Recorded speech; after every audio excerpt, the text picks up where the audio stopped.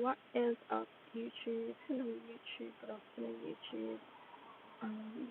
It's me back again with another video. This time I'm a little bit sad, not as happy as before. Circumstances have changed. Also, it doesn't help that I'm feeling very, very low on energy. So it's you to see no lowness of vibrations. But yeah, I'm coming back with another video. Not quite sure what I'm gonna label it because it's a lot of things in one. So to be honest with you, I don't even know where to start. I don't even know where to start. But yeah, I just thought I'd start by pressing play, pressing record. So we're gonna start from here. Holy Spirit, please guide me. I don't know what to say. I don't know how to get this information out. But please guide me, give me the right words to say. In Jesus' name, amen.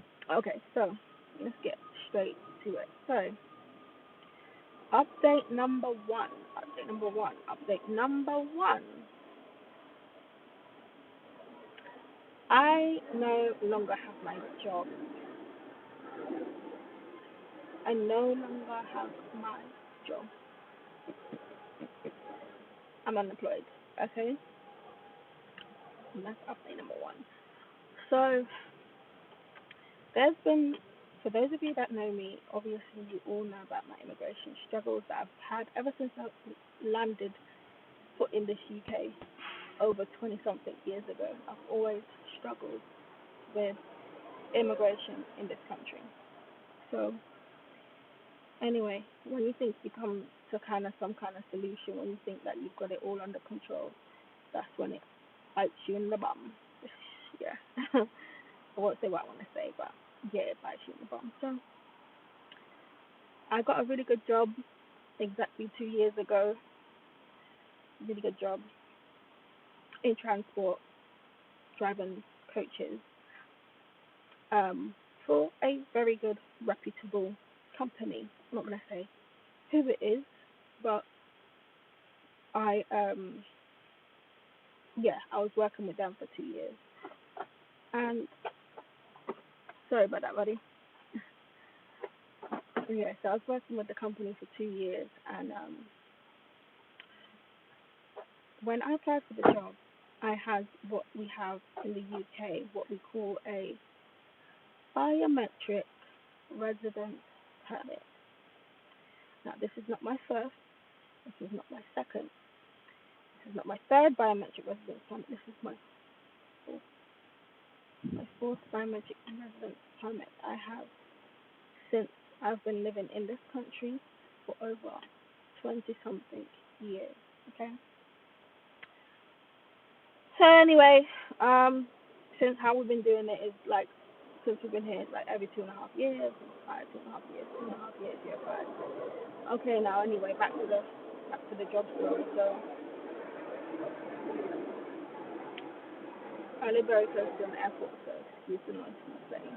So anyway, um, when I got the job, I applied with my biometric residence permit, which was being phased out at the time. It was kind of in a weird stage, like so the UK government was going through this phase where they wanna phase out the pink biometric card, and for you to prove your immigration status, you would have to go onto the .gov website, get yourself an e-visa account, and prove your prove your status that way. So anyway, I got the job with my biometric residence permit. My biometric residence permit, we're just gonna call it BRP for short. So my BRP was on the card, only issued or valid for 1 year because they knew that they were in the process of phasing that out eventually. So they, what do you call it? They issued the card for only 1 year. However, my leave to remain in the United Kingdom was actually longer than that. Usually when you get the BRPs, they're usually valid for about 2.5 years each time or longer. Mine's have only ever usually been valid for about 2.5 years. So, yeah, this one was valid for 2.5 years. However, sorry, my leave was valid for about 2.5 years in total. However, the card itself was only valid for 1 year. That's important. So,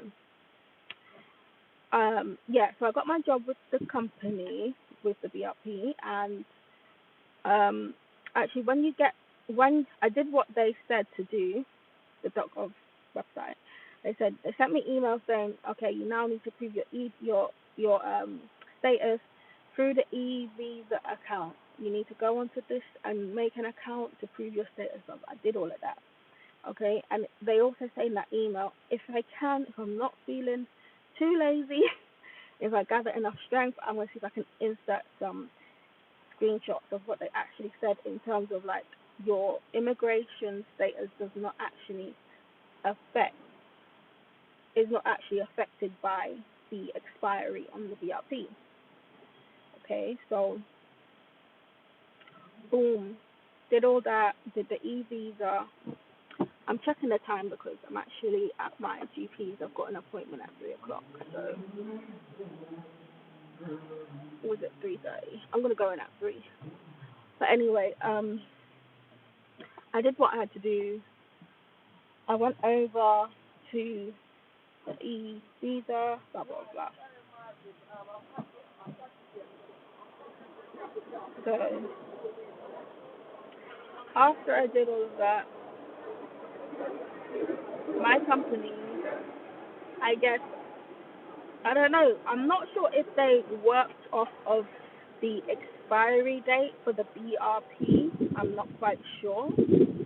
Um, but I guess they kind of did, and they started making inquiries about my leave to remain and my right to work. Kind of like, I forgot the exact month, but it was probably. I'm not sure because, guys, I've got some serious brain fog right now. If I can, I'll try to include screenshots or whatever. But I do know that work started to make inquiries naturally before my leave expired. They did. While I was in work, they started to make inquiries and they wanted me to prove my right to work, and they did that. There was at one point I had to prove my right to work, and I guess they had to, I don't know, do some kind of service. I'm not quite sure if it's the VPN. I think the VPN was like done afterwards, like this recently. But they got me to prove my right to work, and they said that was valid for like 6 months. Okay. And so recently, where what had happened was, we're sticking a pin in that. Recently, what had happened was I couldn't afford to pay the fee for for a leave to remain application. If you don't know, they cost must be about 3K in total, because with the application and then with the NHS surcharge, it's about 3K plus just to extend. I don't have that kind of money. I don't have, as much as I have a good job. I don't have that kind of money. I have a good job, but I'm living on my own. I pay my rent. I pay my council tax. I maintain a vehicle. I have family, like anybody else. Okay, so we haven't even talked about my own personal needs yet. Let's just stick a pin in that. But I could not afford that. I had an accident exactly this time last year. What's today, the 2nd? Yeah. Tomorrow would mark exactly 1 year since I crashed on the M1. All being thanks to God, I made it out okay. Passengers made it out okay. There was no injuries, no one got hurt. It was just, what happened was I ended up going across, stood up against the, Central Reserve, and yeah, I came to a halt. I was still able to use the brakes stop the coach, like, gradually. So thank God I still had some kind of senses going on in my body and things like that. So I don't actually know, and yes, I don't actually know exactly what happened, but I had an accident. That's all I'm able to disclose right now. Because guess what? I still don't actually have my license back. My license is still with DVLA since I had my accident. And I have been working for this company since I had my accident. I have been working for this company under, I guess, a Section 88. They made me surrender my license, hand it over to DVLA, and I was still able to work. They made sure I was able to work, but I still do not have my license as of today. Could somebody make that make sense, please? Anyway, so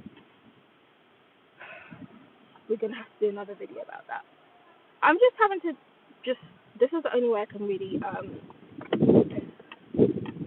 deal with some of the stuff that's going through my mind. It's a very stressful time for me right now. It's a very trying time for me right now, as you're going to hear and understand. So, anyway, if I can try to remember where I was before I talked about the accident, I could not afford the fee. So, the reason why I couldn't afford the fee is after I had my accident, I was on sick leave for about 4 months. And that's where they put you down to, like, what was it, 50% of your pay? I mean, you're getting paid, but you're not getting paid your salary, your usual salary, okay?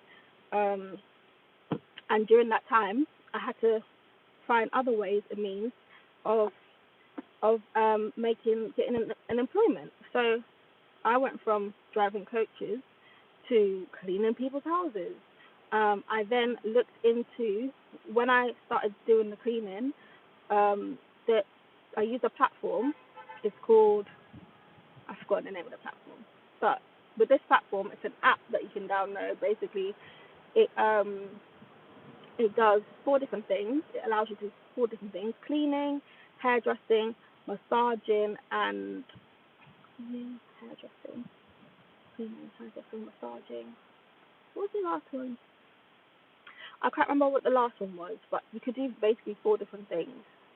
And I started off with the cleaning, and I did quite a few jobs. Like, I ended up in some posh places, cleaning people's houses. Like Harpenden ain't posh, but they've got some nice posh houses up there. I was doing some cleaning with different people. Oh God, I met some snobs. That's gonna be another video as well. I did the most. Like, I did what I had to do to survive within means. So yeah, I started off doing the cleaning, and then after that, it's now 3:00. After that, I ended up going into massaging. So I went off, I studied the course, I did the exam, and I got my actual massage therapist diploma. So I got that, I got the certificate. I went off, I started actually doing the jobs. Thank goodness for this car, I was able to go all around the UK just doing jobs, massage jobs, So I did those 2 things to survive while I was off on sick pay. So combined with my pay from the company and these 2 different jobs that I was doing, I was able to survive. I was able to pay my bills. So, anywho, now, press fast forward. My BRP was valid for, what was it, a year. I had leave for about 2.5 years. My leave didn't expire until December 2025. I put my first fee waiver in October 2025. I put my first fee waiver in October 2025. It came back that fee waiver was unsuccessful because I left off one of my bank accounts. Okay? One of my bank accounts was left off. Boom. They replied back to me January 30th saying, we need your bank account. We cannot make a decision until, which is fair enough. That was an oversight on my behalf. A mistake was made. Okay, they responded on January 30th, saying this is the reason why the fee waiver has been refused. But you have 10 working days. No, yeah. So they said you got 10 working days from January 30th to put in a new fee waiver. If you want, you can apply again, put in a new fee waiver. So that's what I did. I applied on the very next day, January 31st. I put in a new fee waiver, of course, attaching the relevant documents. And that is still currently pending. Now, the problem is where my company has said that because I applied for the second fee waiver after my visa expired, they decided to let me go. So the Home Office, so I applied in October. The Home Office responded in January, refusing, because of a mistake that I made, refusing my fee waiver. I mean, but they responded after my leave expired. Come on now. So they responded in January. My leave expired in December. You know what I mean? So that's where the kind of problem is. The delay did lie with the Home Office. So I currently am in the process of appealing that, and yeah, so I'm appealing to get my job back, number one. I'm also appealing to appear in front of the judges. It's a new service that the Home Office has brought out. It's a new service. So you go there, you pay, I think the fee is like £140 with a hearing. Without a hearing, it's £80, but then you don't appear in front of a judge. So I have that appeal currently pending, so I'm waiting on someone to contact me. Again, there was a problem with, I applied to get help with the fee, but they asked you, how much is your income? I put my income, and they said, because your income is more than the maximum, you have to pay the fee, but I don't have my income anymore. I've been fired from my job.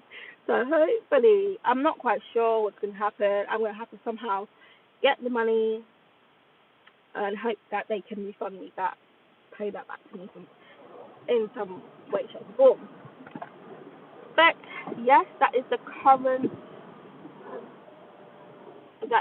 update right now. Currently, I am unemployed. I'm not quite sure what's going to happen. I hope I haven't given too much details away, but I feel like I need to clear my head, and like being in this country for over 20-something years and not being able to speak half the time because you're worried about so many different things. You can't speak, it's taboo, or certain things are legal, and you can't, it's quite frustrating, really and truly. So I have tried to keep certain details private as best as I can. And yeah, I've tried my best to keep certain things private, but it's what it is. So I am currently, I don't know if anybody else is going through this situation. I'm pretty sure I'm not the only one, but I don't know. Sometimes it feels like I am the only person going through this situation. But right now, I'm currently thinking about moving back to my country of birth, which I've been living here for the past 20-something years. So it's a bit nerve-wracking, to say the least. It's very, very nerve-wracking. So that is the current situation. I'm not quite sure what is going to happen. But yeah, it's quite frustrating because obviously over the last couple of decades, I have been doing things the right way legally. Sometimes you fall into financial difficulties and do your best. You still try to remain legal and follow the rules and things like that.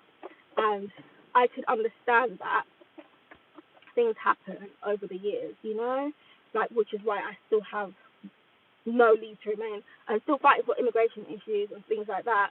Over the years, it's like, you fall into financial difficulties, which is why you come off a certain route. So we were on private life to remain at one point, private life.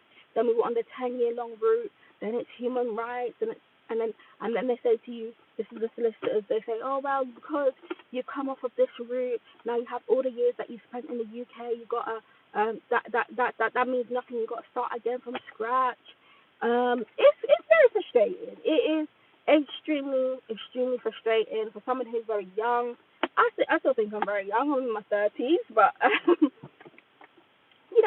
kind of want to start my life. I kind of want to, make a bit of progress. It is very hard. Anyone who knows about life in the UK, it is very, very difficult to survive here. And I feel like, given the circumstances, I've tried my best. I've done what I could do legally, just to remain above board, to remain kind of like, upstanding in the eyes of the law.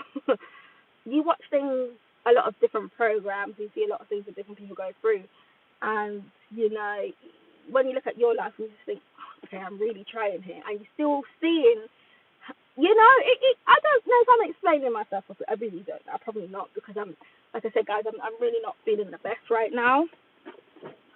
I'm not feeling the best. I literally went to Holland and Barrett today, and I stocked up on like 3 months worth of this stuff, because the job that I do is very physical, very physical. The hours I did was over 40 hours a week. The hours I started work, sometimes I start work at 4:30 in the morning and don't finish till maybe 2 o'clock in the afternoon, depending. So it's not easy. It's really not easy. So I feel like it's worth a final shot to try and see if I can get things kind of like stabilized as best as I can. I'm not quite sure what's going to happen, but I'm just going to give it a shot. It's very embarrassing. It's very, very embarrassing. Okay, it's extremely embarrassing. I cannot face certain colleagues of mine to tell them exactly what is going on with me. They don't know, and plus I can't really speak about things with them either, because that could threaten my employment. So I really and truly cannot say much information. So it's like you're living in a hell.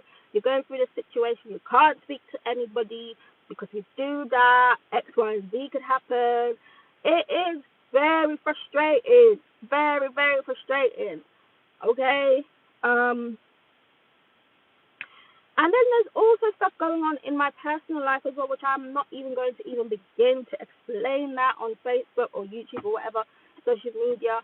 That's the ones that know me know how much things I am going through right now. And then on top of that, you have the employment issue and your right to leave. It's mad. It is mad. It's actually a lot. I know people that have been going through similar situations, and then it literally sometimes can take away a person's will to live this situation, But because I'm different, like, I know Christ, I have a good relationship with Christ, I have supportive family. Not everybody is in that situation. Not everybody has those blessings around them.